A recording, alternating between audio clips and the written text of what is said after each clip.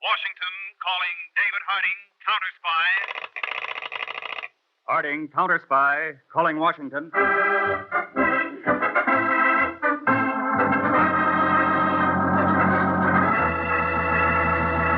David Harding, Chief, United States Counterspies, especially appointed to investigate and combat the enemies of our country, both at home and abroad, and to secure for every American the rights which are his under our Constitution.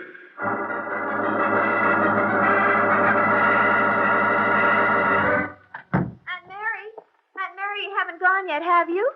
Aunt Mary, where are you? In here, child. What's the matter? Oh, thank heavens. Oh, gee, I was afraid you'd leave before I got home, and I've got something for Uncle Bill. Oh? Wait, I'll show you. There. A picture of you. Of course, it's kind of glamorous, but still it looks more like me than any of those old ones you sent him. It's really lovely. Now, at least Uncle Bill will recognize me when he sees me for the first time. I'm sure he would anyway. Aunt Mary, do you think he'll look the same? The same as what, Anne? You've never seen him. Well, I mean, will he look the same to you? Yes, I think he will. 2 years can change a person a lot. Look at me. I wonder. You wonder what, Aunt Mary? Oh, nothing, Anne. Now, I expect to be gone until Friday, but if the boat should be late getting in, I'll send you a wire. Oh, don't worry, Aunt Mary. It's only 4 days. I can take care of myself. I'm a big girl now. Yes, of course you are. A young lady. Well, I'd better be going, or there'll be no one there to meet your Uncle Bill, and I don't think he'd like that.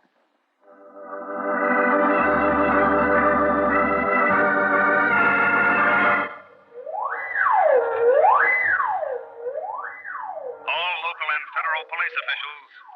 This is a general alarm for Rick Malone, escaped federal prisoner serving a 55-year term for bank robbery. He may be armed, is considered dangerous.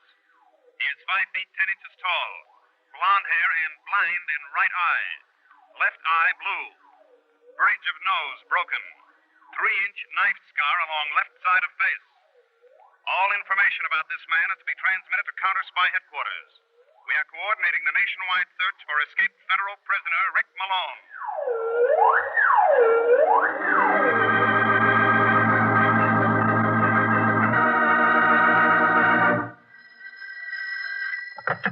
Counterspy headquarters, Peter speaking. Oh, good work, Foley. Give him the usual distribution. Send about 20 copies over here. The wanted circulars printed already? Right, Mr. Harding. They ran off an extra 5,000 copies. Good. Any results on the woman who visited Malone? Not so far, Chief. We've got 4 agents trying to pick up her back trail. What about the letters he smuggled out through that guard he bribed? Well, that's a funny thing. As far as the guard can remember, they all went to South Africa. What? Cape Town, South Africa. I've wired Johnson, our agent in the consulate there, to check on it. Nothing back yet. South Africa, huh? You alert our seaport officers? Yes, just in case. But I don't think Malone will try to leave the country, Chief. His face is too easily identified. And bad eye, the scar, they should make it a lot easier for us to pick him up. Well, not too easy, I hope. What do you mean? We recovered practically none of the $250,000 he was convicted of stealing. I'd like him to find that for us before we find him.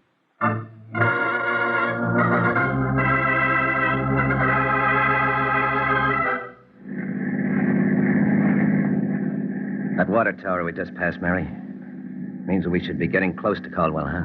Another couple of minutes, Bill. Then we should be coming to that ledge you described. Just past that curve up ahead on the left side of the road. Oh. You're going through with the whole scheme, Bill. Of course I am. How long do you think I'll be free if this face of mine stays the way it is?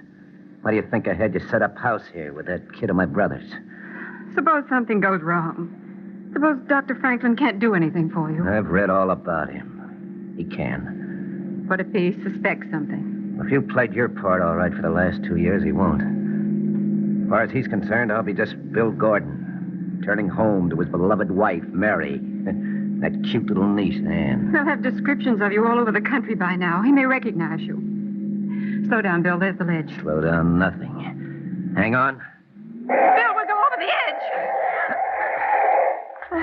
Bill. Did that purposely, Mary, so the cops would see the skid marks.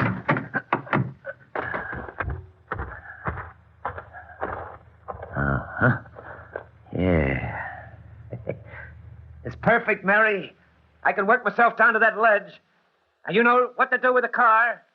Don't forget to leave it in high gear before you jump. I spent 3 years in the pen for that dough I stashed away. I'm not going to lose out on it for 3 hours of pain. When I get through working over my face with my knife, even you won't recognize me.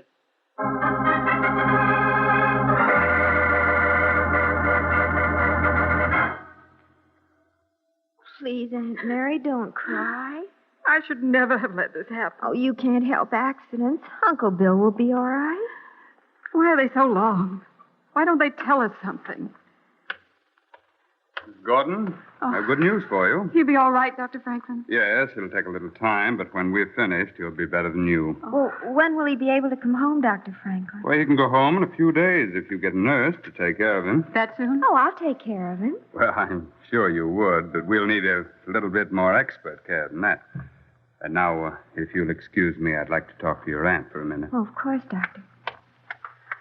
Dr. Franklin, is there anything Oh, no. I just want to clear up this point of sending him home. You see, he'll still be under my care for several months to come. His case requires extensive plastic surgery. There'll be operations? There's quite a few, and he'll have to heal completely between each one. He can do that just as well at home. Oh, we'll see that he's well taken care of. One thing more, about his eye. Yes? I doubt if there's any sight left, but I'll have an eye specialist look at it. Then we'll see what we can do. Thank you, Doctor. This is going to be a most interesting case. Oh, by the way, about a nurse.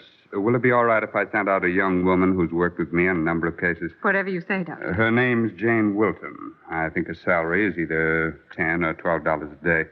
I'll send her around as soon as I send Mr. Gordon home.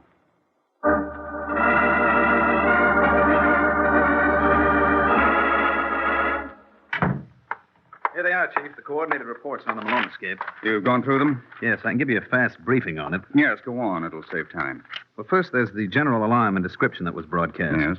We got 4 reports that fit a definite pattern. Oh? All from diners and roadside stands. Mm-hmm. 2 on Highway 28 and 2 on Highway 55. Now, the sequence indicates that if it was Malone, he's heading west and north in the general direction of Ohio and Illinois. Yes. Well, now, what about those letters to Cape Town, South Africa that Malone smuggled out? I just got a cable from Johnson in the consulate there. I'll read it to you. Good. He says, check on address here. It is commercial mail drop. For a fee, they mail letters from South Africa to any part of the world. Their records incomplete. Wiring list of 14 American addresses they forward mail to. Cable if additional information is desired, Johnson. And the addresses come in? Yes, here they are. You'll have them all investigated. It's already being done on all but 2 of the addresses, Chief. Right. I thought we might look into those ourselves. Oh? Which ones? Caldwell, Ohio, and Evanston, Illinois. They're both directly in line with the route Malone may be taking if those reports are true. Well, it's a cinch he won't come to Washington, so we may as well get out into the field. Arrange transportation to Caldwell. We'll direct operations from there until further notice.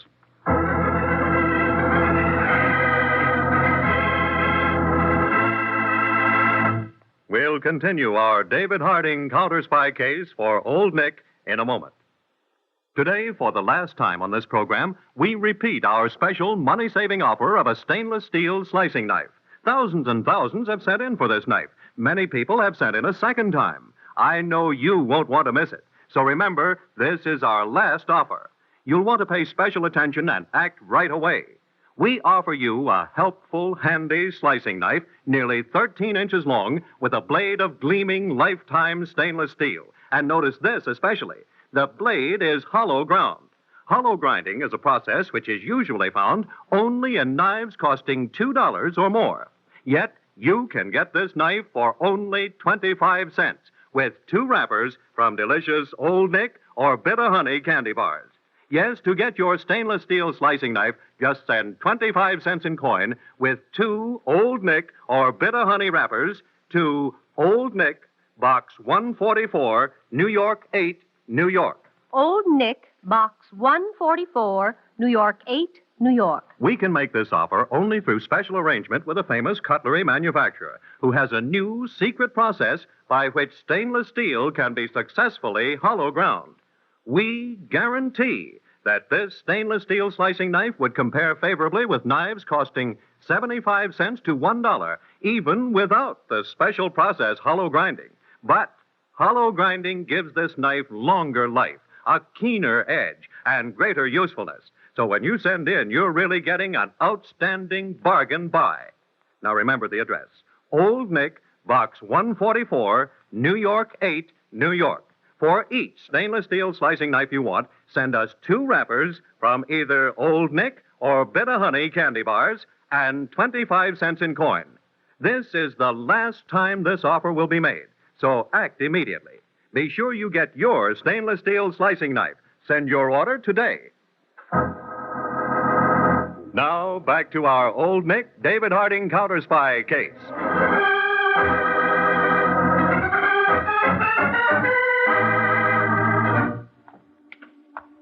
Miss Wilton, Yes, Anne. my uncle wants you. I'll be right with him. You keep him company till I come.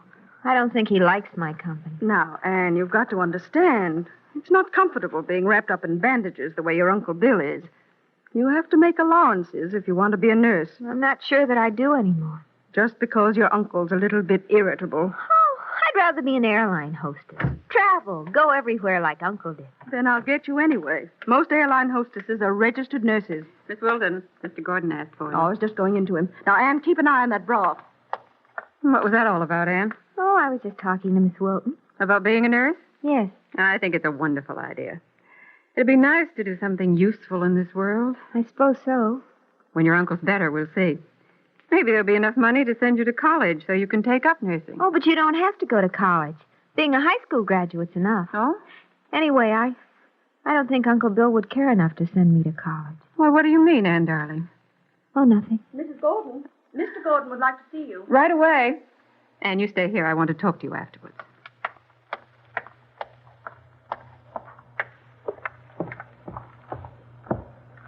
How is he? Splendid. He's coming along fine. Just a little bit impatient. Oh, that's good. I'll get his broth. Close the door, Mary. All right. What's the matter, Bill? I'm just going nuts sitting around here. Well, this is your idea. It's so dead and quiet. Worse than the pen. There, at least, they keep you from leaving. Here, you gotta be your own guard. And you're not a very good one, Bill. What do you mean? Anne, you ought to treat her more like an uncle should. Well, I can't stand the brat. I never did like kids. You told me to get her when your brother died. Yeah, sure. So you could set up a respectable front in this burg. And I'm not sorry I did. No one's going to connect a nice Mr. and Mrs. Gordon and their lovely niece with Rick Malone. I thought we were forgetting Rick, burying him. Of course we are. What do you think I'm putting up with all this for? But the burial is only skin deep. Is that it? What? Nothing. I saw Dr. Franklin. Yeah? What'd he say about the eye? He's going to start on it next week. Well, can he match the color of my good one? He says he can. Oh. Something about restoring the color by tattooing. No, don't tell me. Don't tell me. That part I know. Read about it every day for 3 years. How we could make a bad eye look just like a good one by tattooing in the color. Is that why you picked this town? Because Dr. Franklin practiced here? Sure, of course. You know, after he does that, maybe we can pull out. And that's the big thing the cops will spot on me, my eye. With that fixed, we can blow this burg, start enjoying that dough. Enjoying it. You bet. Yeah, I'll make up for these 2 years that you were buried in this hick town. All right, Bill. Only you're making up for the wrong years.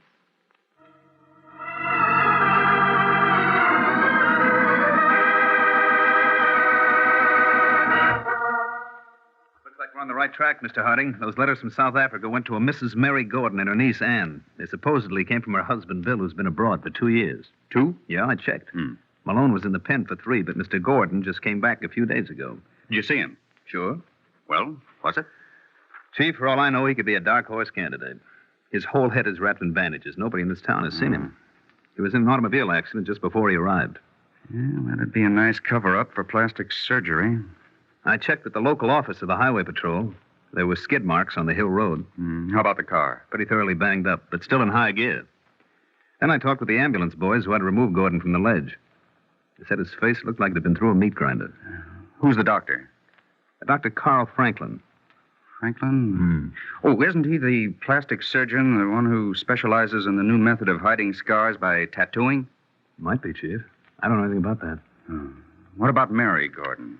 There's no good description of the woman who was with Malone, so I've wired the prison to send along a guard who could identify her. Oh, good. And check with the state and immigration authorities on the Gordon passport. Right. You know, I'd like to get a look at Mr. Gordon. Well, we can hardly go in and rip off his bandages just on suspicion. I could speak to the doctor. No, I'd rather not tip our hand. Is Gordon at the hospital? No, he's home. There's a registered nurse taking care of him. Nurse, huh?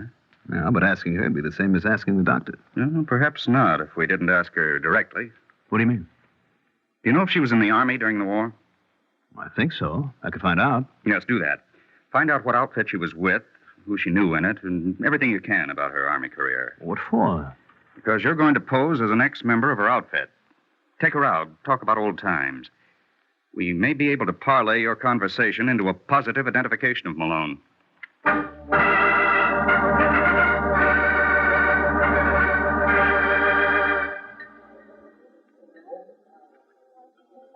This has been a wonderful dinner, Mr. Peters. I'm glad you called me before you left town. I don't know when I've enjoyed myself so much. Well, reminiscences are always fun, Miss Wilton.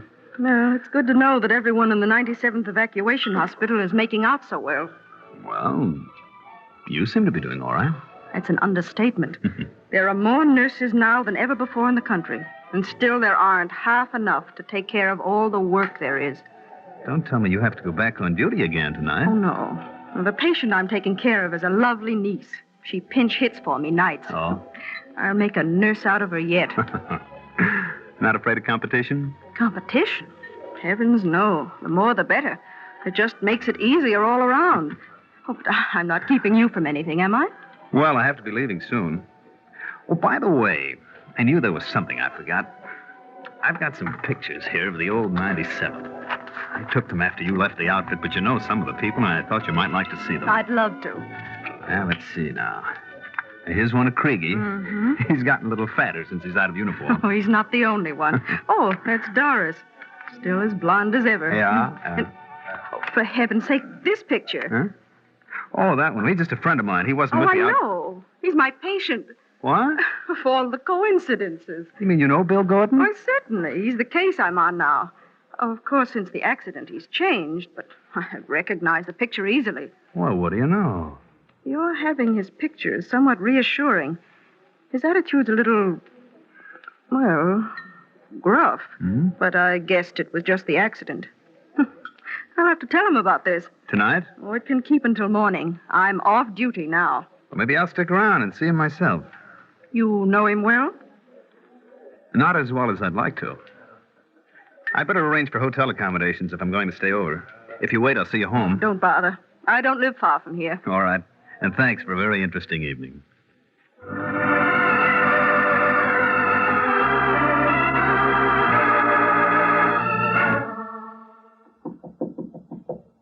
Come in. Oh, Mrs. Gordon. Is he awake? Yeah, of course I am. What do you want? Oh, I'm sorry to disturb you. I didn't see you standing at the window. I forgot a book I was reading and came back for it. Get it. Thank you. Oh, I thought you'd be interested in knowing there's a friend of yours in town. What? A friend? Yes, I had dinner with him. We had mutual friends. He had your picture in his wallet. My picture? What was his name? Mr. Peters.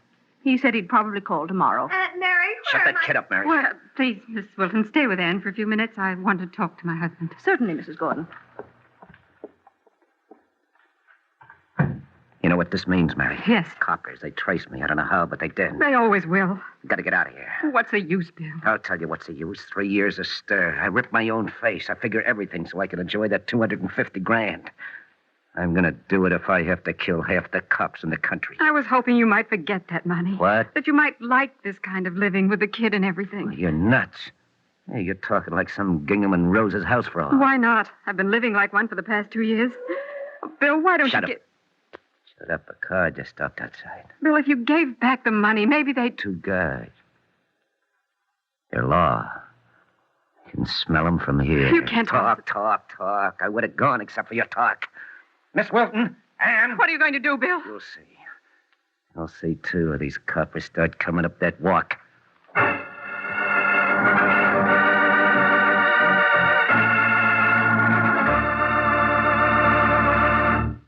We'll return to our Old Nick David Harding counterspy case in a moment.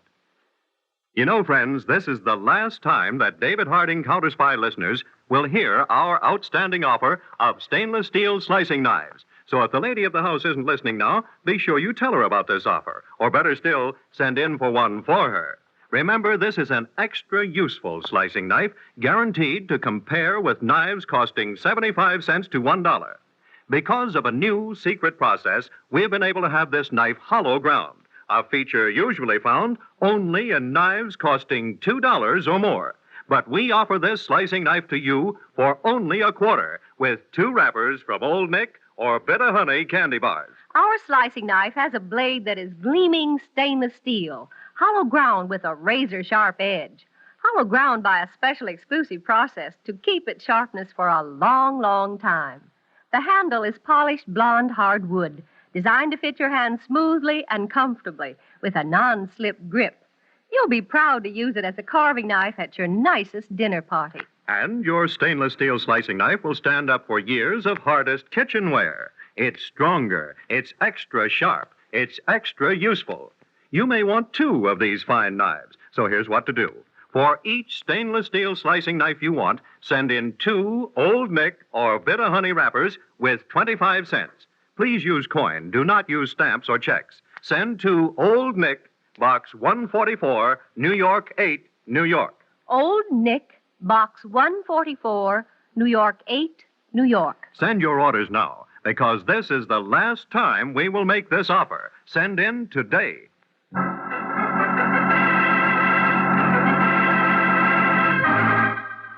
Now, back to our Old Nick, David Harding Counterspy case.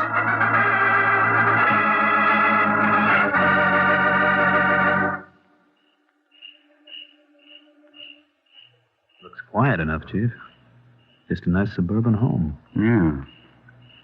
Well, as long as he's not expecting us, let's go.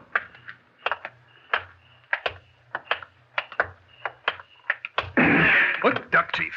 Over here, behind this tree, Peter. Thought he wasn't expecting us. That just shows how wrong you can be. It's going to be a tough one. Listen, coppers. Can you hear me? We can hear you, Malone. Better give yourself up. I got 1 good eye, 2 good guns. Don't worry about me. Malone, we're United States counterspies. We'll have a squad of men out here in 5 minutes. You haven't got a chance of getting out of there. I make my own chances. Now get this, get it straight. I got 2 dames in here. A nurse your stooge talked to and my darling little niece. I'm coming out with both of them. First move you make, I kill them. You hear me? I kill them. Now take it from there, copper.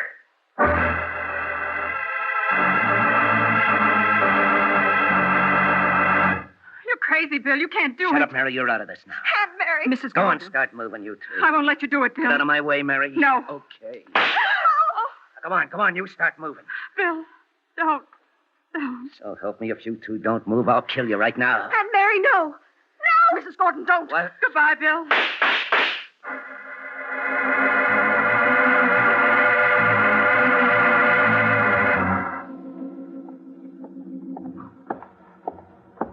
How is she, Chief? Not good. What about that girl, Ann? She didn't know anything about it at all, hmm? No. She really Malone's niece? Yes? Only Malone's real name actually was Gordon.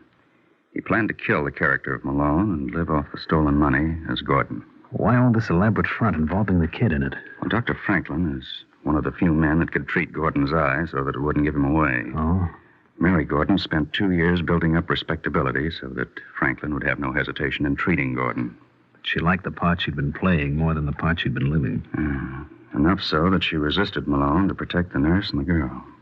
And when that wasn't enough, she used his second gun to kill him. Mr. Harding, will you come in, please? Of course, Miss Walton. She wants to talk to you. Please, Aunt Mary, don't talk. Just rest. Mr. Harding, the money Bill hid, there's a reward for it. By the insurance companies. Would Anne get it? I don't know. Please, Aunt Mary, don't talk. I don't want anything but you. Bill, in his gun, there's a paper. It tells about the money. No, Aunt Mary. No, I won't touch it. I don't want it. I want you. You know, I can't promise anything about a reward, but... I don't want to leave her alone. Mrs. Gordon, don't tax your strength. I promise you she'll be all right. I owe you. Well, I'll look out for Anne. She'll be all right. I swear it. So will you, Aunt Mary. So will you. I'll see that she goes to school. I promise you we'll stay together. Aunt Mary! Aunt Mary! Miss Welton, you'd better take her with you. Peters will drive. I'll wait for... Well, I'll stay here.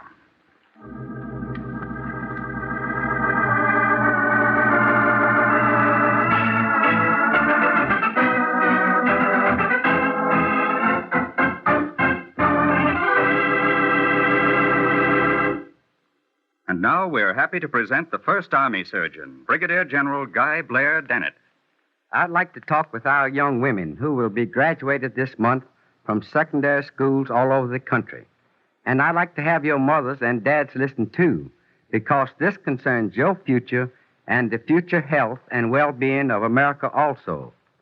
We here at the First Army are proud to speak for the National Student Nurse Recruitment Program and its campaign to enroll 50,000 student nurses into civilian hospitals this year. I can tell you that the need is great, that while more young women are entering the profession than ever before, the patient load in our hospitals has increased faster than the available supply of nurses. I can tell you from my own observation in war and in peace about those things that set a nurse apart from the young woman who is content with just a job. If you've ever watched the capable hands, the courage, and the clear mind of the nurse as she ministers to a child, to a soldier brought from the battlefield, to the man or woman who is helpless, you will know what I mean. So I say to you young women, consider seriously the many spread opportunities in nursing and the opportunity to work with those who are making medical history. Thank you, General Dennett, and our appreciation to the American Hospital Association and to the Advertising Council for their cooperation.